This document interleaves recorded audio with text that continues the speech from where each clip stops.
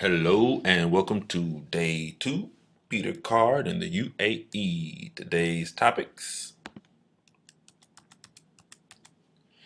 day two, ADEC Orientation, Introduction, Housing, Banking, and Other. Hello, everyone. Again, my name is Peter Card. Second day in the UAE was quite interesting, quite a lot of information packed into a small session. Today was orientation. Um, According to my wife, a lot of the information I'm giving you, people are already posting on Facebook. Sometimes just a verbal explanation is a little bit better. So hopefully this will help somebody out.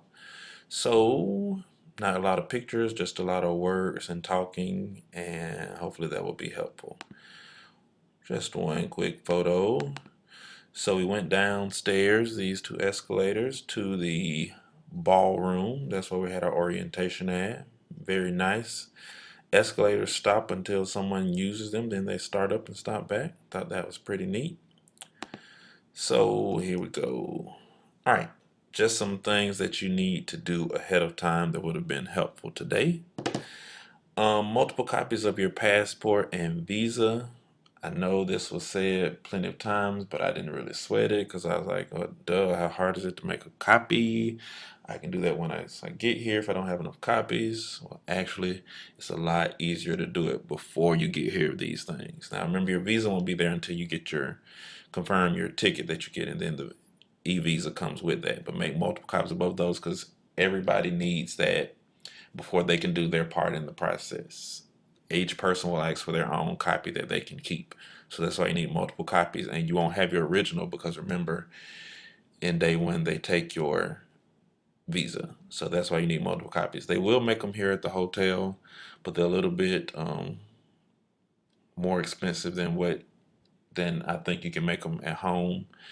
Plus, it takes them just a little bit longer. Things kind of move at a little bit of a different speed here. And also, when you get ready to pay, if you were like me, I hadn't converted any money at all. So I was trying to scramble to convert to get some dirhams to pay for things. Luckily, the lady at the counter told me, and I didn't realize this, I could go to the ATM and the money comes out in dirhams. So I didn't necessarily have to convert anything. I could just use the ATM, which was kind of neat to get out the money out of the ATM in dirhams, even though I had no idea how much it was really worth. It's 3.5 dirhams for each dollar, which I knew that part, but I still wasn't necessarily calculating each time I got ready to get some money. Also, before you leave, you need to have your phone unlocked because they will give you have to have a local number to do a lot of the things also for your bank account, which we'll get into in a minute. So go ahead and make sure your phone is unlocked. And try to start making your decisions about how you're going to handle your financing before you get here, because otherwise you're kind of on the spot having to make decisions in the middle of orientation. So those are just a little bit of the tidbits before we get into it. All right, housing, furnished or unfurnished, is gone. So on that topic, before reading the blogs, some people were saying, am I going to get a furnished apartment or an unfinished apartment? Um, Unfurnished, sorry, not unfinished. Um, that's no longer the case. They're all unfurnished, and they give you a check today in order to furnish it. Say, yay, okay, I got money, I'm going to furnish it, but just think about it, you don't have a vehicle, you don't really know anything about furnishing up an apartment here. So it really, to me, would have been nice to have it furnished. That would have just been one less headache to deal with.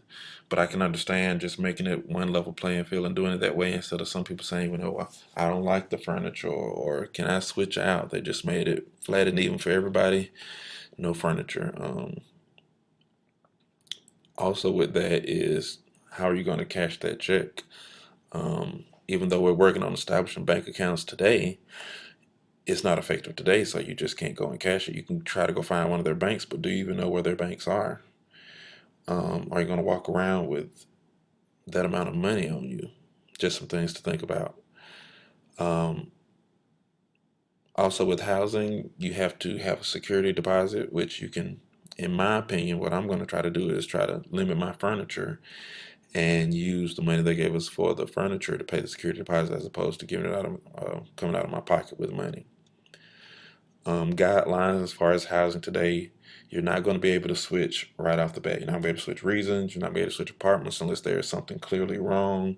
You have to put in a year's time before that's going to happen. They were very adamant about that. So there was a housing form you had to fill out today. That was you had to turn that in before you could get your check. You had to turn in just a general form saying you're going to do what you're supposed to do, and that was one of the forms saying that you received the check that you had to turn in. Again, it's kind of like working for a school system. You could be at any school, kind of the same thing here. There's three regions. One is more further west, one is more suburbs, one is the main city. I'd be okay with any of the three if I had my choice. I prefer the city just because I've taught, rurally in Monticello, and I've taught kind of suburban in Covington. Haven't really taught in the city before, so that would be kind of a neat experience. So we'll see how that goes. Banking. Okay, so you have to, for your first check, is going to be deposited in the National Bank of Abu Dhabi. That is totally not within your realm of changing. So you had to fill out paperwork in order to get a checking account for them. Now, after that first check, you have some options of doing things as far as making it your bank, but you have to use this bank for the first time. So you had to fill out a form, several forms for that. They also offer a online banking and a debit card that go along with it.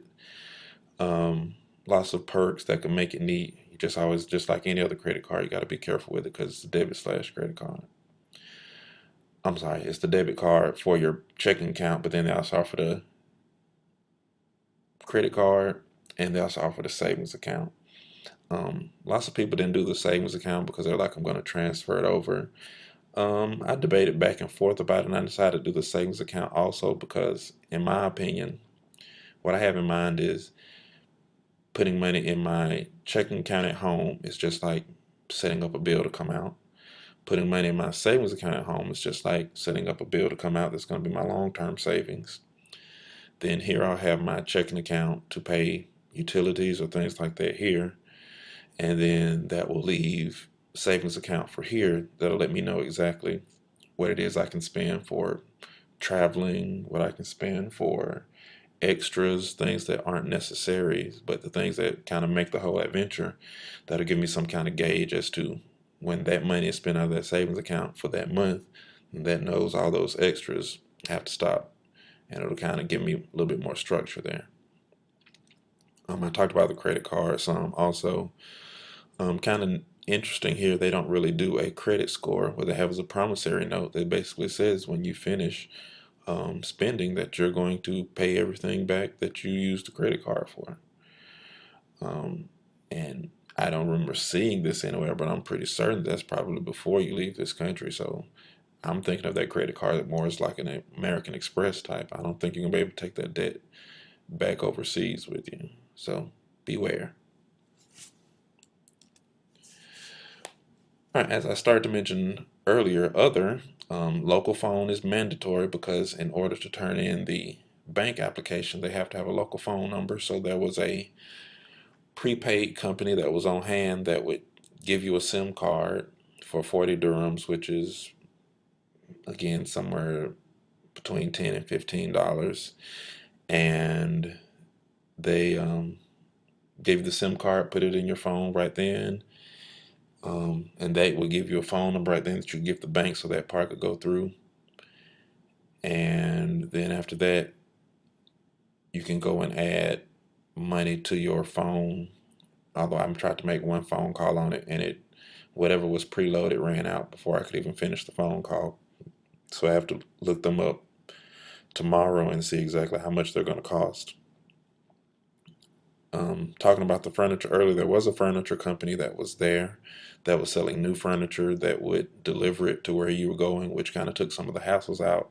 But again, it's basically, unless you get like one item, you're basically turning that whole money right back over to them for the furniture. So me being cheap as I am, I'm going to limit how much furniture I can get. Also, there's a Craigslist Abu Dhabi Just like Craigslist Atlanta, I'm trying to find some used furniture and then maybe rent a car because there's also Hertz Rental was there. And just have my furniture, rent a truck and get my furniture if I can find a way to do that. I know that's a lot for being in a new place, but that'll just be a new adventure to try.